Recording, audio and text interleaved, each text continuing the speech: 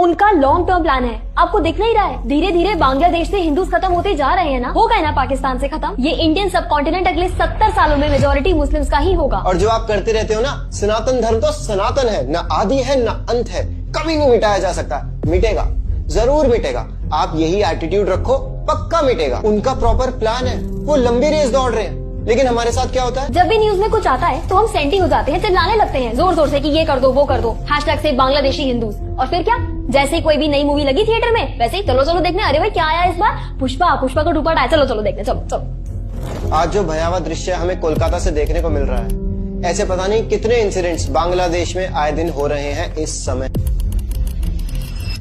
लेकिन वहां से ना कोई ऑटोप्सी रिपोर्ट आएगी, ना ही वहां पर कोई मीडिया कवर करेगा। और अगर न्यूज में नहीं आएगा तो हम भूलते चले जाएंगे, और भूलते भी जा रहे हैं। कभी सोचा है ऐसा क्यों होता है? क्यों हमें ये टाइम टू टाइम झटके लगते रहते हैं? और लास्ट झटका हमें कब लगा था? Kerala story, Kashmiri files, whatever. हमारा कुछ प्लान ही नहीं है, हम कुछ सोचते ही नहीं है लॉन्ग रन का, कोई स्ट्रैटेजी ही नहीं है हमारी। कभी सोचा ऐसा क्यों होता है? क्योंकि हम अपने सनातन धर्म में प्रतिष्ठित नहीं है। वो अपने अल्लाह को जानते हैं, लेकिन हम अपने कृष्णा को नहीं जानते। वो अपने जीसस को जानते हैं, लेकिन हम अपने राम को नहीं जानते। और जो ये सब बोल रहे हैं ना कि जो होता है भगवान की इच्छा से होता है, भगवान ही सब कुछ कर रहे हैं, अब हम क्या ही कर सकते हैं? तो आप एक बात बताओ, हम भी तो भगवान के अंश हैं। भगवान तो पूर्ण रूप से स्वतंत्र है, और क्योंकि हम भगवान के अंश हैं तो हमें भी थोड़े ही प्रोपोर्शन में सही स्वतंत्रता मिली हुई है। आपके एक्शंस आपके कंट्रोल में है। हाथ पर हाथ रखकर मत बैठो, वरना जब ये सब आपके घर में घुस जाएंगे ना, तब आप बोलते रहना सब भगवान करा रहे हैं। देखो, भक्त बन जाने का मतलब ये नहीं होता कि आप हाथ पे हाथ रख के बैठ जाओ, ठीक है? हर तरह के लोग चाहिए होते हैं सोसाइटी में, क्षत्रियस भी चाहिए होते हैं। पर सच बात यह है कि आप लोग जो देख रहे हो इस बारे में कुछ नहीं कर सकते हैशटैग से बांग्लादेशी हिंदूज बोलने के अलावा। कम से कम काफी सारे लोग वीडियोस तो बना रहे हैं, कुछ बोल तो रहे हैं, लेकिन उसके अलावा और लोग क्या कर रहे हैं? वीडियो भी नहीं बना पा रहे, और बनाएंगे भी कैसे? वीडियो बनाने के लिए शब्द कहाँ से आएंगे?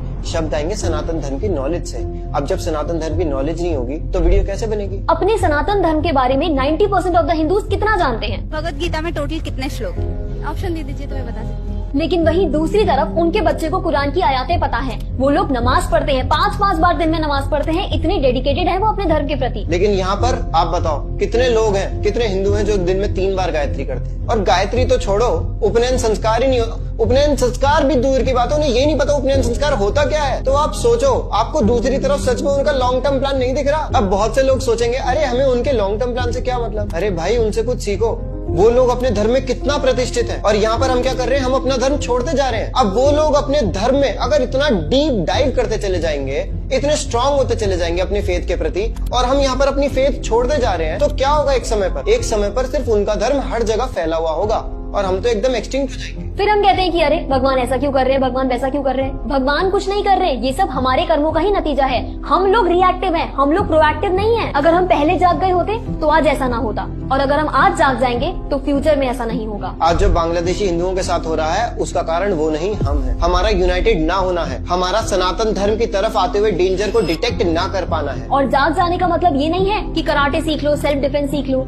जब दंगे हो रहे होते हैं ना, तो किसी के हाथ में बंदूक होती है, किसी के हाथ में तलवार होती है, कोई पत्थर फेंक रहा होता है, तब ये किक बॉक्सिंग और मार्शल आर्ट्स काम नहीं आते हैं। 4-4, 10-10 लोग चढ़ जाते हैं आपके ऊपर, कितने कराटे कर लोगे? ये सब एक पर्टिकुलर एनवायरनमेंट में अच्छा लगता है, जहाँ पर एक ऑडियंस होती है, जहाँ पर एक सेम वेट कैटेगरी में मैच होता है, लेकिन दंगों में ये सब नहीं चलता। जाग जाने से मतलब ये है कि अभी अपने सनातन धर्म के बारे में जानो। जब अपने सनातन धर्म को सही मायने में जानोगे ना, तब यहाँ से दिल से सही मायने में अपने धर्म के लिए अप्रिसिएशन निकलेगी, और जब वो निकलेगी ना, तब आप अपने धर्म की रक्षा के लिए मरने मिटने को तैयार हो जाओगे। धर्मो रक्षति रक्षिता, जो अपने धर्म की रक्षा करता है, धर्म उसकी रक्षा करता है। लेकिन ये ताकतों से भी बड़ा अगर कोई सनातन धर्म का दुश्मन है, वो है USA, United states of America. वो ऐसे इन जीवों से पहले यूएसए हम सभी के साथ एक मेंटल युद्ध लड़ता है, हमारा कल्चर बर्बाद करके। देखो, भले ही आप कितना बोल लो that we are proud to be Sanatanis, we are proud Hindus, but सच बात ये है that you are ashamed to be a Hindu. आप पब्लिक में धोती नहीं पहन सकते, आप पब्लिक में तिलक नहीं लगा सकते। ये जो वेस्ट का कीड़ा है ना, इंग्लिश का कीड़ा,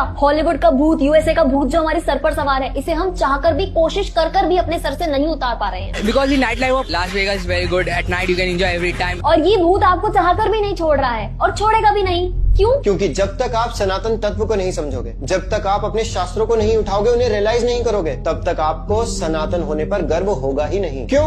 क्योंकि आपको कभी रियलाइज ही नहीं होगा कि आपके सनातन धर्म में क्या आध्यात्मिक खजाना छुपा है। अरे खुली ताकि वो अनहेल्दी फूड हो, सब कुछ वहीं से आ रहा है। ये हॉलीवुड ने हमारे बॉलीवुड को शेप दिया है और इस बॉलीवुड के कल्चर ने हमारे समाज को, नेटफ्लिक्स हो, अमेज़न प्राइम हो, सब कुछ वहीं से आ रहा है। वेस्टर्न ताकतों ने पूरी तरह से हमारे कल्चर को टेक ओवर कर लिया है। बचा कुचा काम ये कोरियन कल्चर ने कर दिया है। सारंगी। अरे एक बार खुद सोचो, जब तक हमारी कॉन्शियसनेस ये कोरियन शोज में घुसी रहेगी, बॉलीवुड हॉलीवुड इन सब चीजों में घुसी रहेगी, तब तक क्या ही होगा। ये यूएसए सिर्फ हथियारों से नहीं लड़ता, वो पूरे कल्चर खत्म कर देता है, कल्चर के खिलाफ वॉर लड़ता है। अगर कोई भी देश में कोई भी सरकार उसे थोड़ी सी भी पावरफुल होती नजर आती है ना, तो वो अंदर तक घुसकर जब तक उस सरकार को गिरा नहीं देगा, जब तक उस कल्चर को खत्म नहीं कर देगा ना, तब तक वो चैन की सांस नहीं लेता। ये शक्ति है उस देश की। तो आप क्रोनोलॉजी समझो, यूएसए और ये वेस्टर्न पावर पहले हमारे कल्चर पे अटैक करके हमें अंदर से खोखला बनाती है, और जब हमें सनातन धर्म पर, हमें खुद के सनातन होने पर गर्व ही नहीं रहता, तब इन इन आतंकवादियों से हम क्या ही लड़ेंगे। आप एक बार खुद विचार करके देखिए। क्योंकि यहाँ से धर्म के लिए लड़ने का कारण तो खत्म कर दिया ना वेस्टर्न इन्फ्लुएंस ने। अब ज्यादा से ज्यादा क्या होगा, टाइम टू टाइम हमें जोश के झटके लग सकते हैं, दैट्स इट। तो पहला युद्ध यूएस लड़ता है, वेस्टर्न इन्फ्लुएंस लड़ता है, और ये होता है मेंटल युद्ध। और फिर फिजिकल युद्ध ये लड़ते हैं तलवार से, चाकू से, बंदूक से।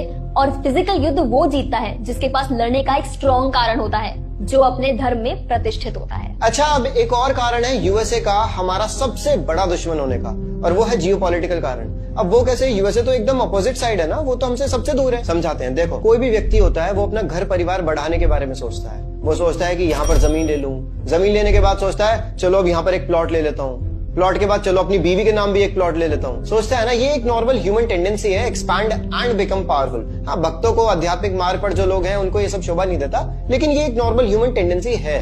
और यही सेम एटीट्यूड हमें कंट्रीज से देखने को मिलता है। चाइना को ताइवान चाहिए, रशिया को यूक्रेन चाहिए, और यूएसए को तो सब कुछ चाहिए। लेकिन भारत ने कभी इस तरह से सोचा ही नहीं, हमेशा से बस बड़ा प्राउडली डिफेंड करता रहा है कि जी हम तो सनातन धर्म की भूमि है, पहले कभी अटैक नहीं करेगी। वासुदेव कुटुंबकम।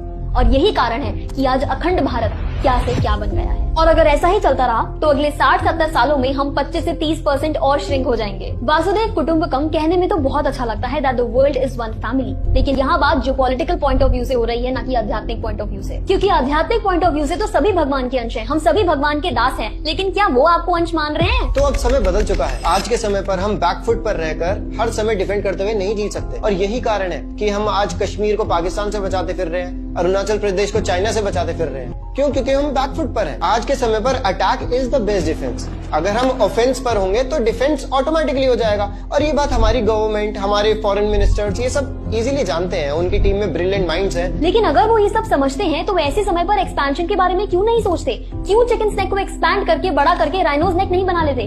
क्यों पीओके से पाकिस्तान को नहीं उड़ा देते? क्योंकि इस सब का कारण है सुपर पावर यूएसए। जैसे ही भारत कोई भी एग्रेसिव स्टेप लेगा, वैसे ही यूएसए इतनी क्षमता रखता है कि वो भारत पर इकोनॉमिक सैंक्शंस लगा देगा, और फिर हमारा भी वही हाल होगा जो क्यूबा, ईरान, वेनेजुएला जैसे देशों का हुआ। पूरी इकोनॉमी बर्बाद। आप लोग खुद जानते हैं, कुछ टाइम पहले जब रशिया ने क्रीमिया को कब्जाया था तो उस पर कितने इकोनॉमिक सैंक्शंस लगा दिए गए थे। पूरी की पूरी इकोनॉमी बर्बाद हो गई थी। तो जो लोग कह रहे हैं ना बांग्लादेश पर आक्रमण कर दो, पूरा उसे भारत में मिला लो, अरे भाई कोई मजाक थोड़ी है, इकोनॉमिकली बर्बाद हो जाएंगे हम। देखो, ये एक कड़वा सच है कि हम आज के समय पर इतने पावरफुल नहीं है कि एक सुपर पावर देश की तरह डिसीजंस ले पाएं। तो ऐसे में हम पर अत्याचार होते रहेंगे और हम बहुत ज्यादा एग्रेसिवली रिटेलिएट नहीं कर पाएंगे। बस हैशटैग्स वगैरह चलाते रहेंगे, और थोड़े बहुत जो बीच बीच में ये झटके लगते हैं ये लगते रहेंगे। लेकिन यूएसए को हमसे क्या प्रॉब्लम है? प्रॉब्लम ये है कि अगर भारत इसी करंट ग्रोथ रेट के साथ आगे बढ़ता रहा तो वो 25-30 सालों में चाइना जितना बड़ा सुपर पावर बन जाएगा। Indian economy to be at anywhere between 35 and 45 trillion by 2047. और ये यूएसए अपने अलावा किसी और देश को इतना पावरफुल होते हुए नहीं देख सकता। It's as simple as this. और यही कारण है कि उसे बांग्लादेश में मिलिट्री बेसिस चाहिए, एक अलग से क्रिश्चियन नेशन चाहिए। पूरे भारत को घेर लो। पाकिस्तान की गवर्नमेंट तो है यूएसए की कठपुतली, अब एक और कठपुतली हमारे साइड में हो गई है, वो है बांग्लादेश। तो हम यूएसए की कठपुतलियों से घिरे हुए हैं। कठपुतली मतलब प्रॉक्सीज। तो हमारे पास इस पूरी समस्या के बस 2 सॉल्यूशंस हैं, और इसके अलावा कोई ऑप्शन भी नहीं है। पहला सॉल्यूशन ये है कि हमें अपने देश को इकोनॉमिकली इतना स्ट्रांग बनाना होगा कि दूसरे देशों की इकोनॉमी हमारे देश की इकोनॉमी पर डिपेंडेंट हो जाए। For example China. आज चाइना की इकोनॉमी इतनी स्ट्रांग है कि दूसरे देशों की इकोनॉमी इतना ज्यादा डिपेंडेंट है उसके ऊपर कि कोई भी उसके ऊपर हमला करने से पहले 10 बार सोचेगा। और दूसरा ये कि हम सबको सनातन शिक्षा लेनी होगी। जब हम सनातन शिक्षा लेंगे तो हम अंदर से बचे रहेंगे, इंटरनली स्ट्रांग रहेंगे, और जो हम सबकी कलेक्टिव सोच है वो पूरे देश को भी इफेक्ट करेगी। एक ऐसे ही कोर्स का लिंक हमने डिस्क्रिप्शन बॉक्स में डाल दिया है, जाकर रजिस्टर करें और सनातनी शिक्षा लें। हरे कृष्णा।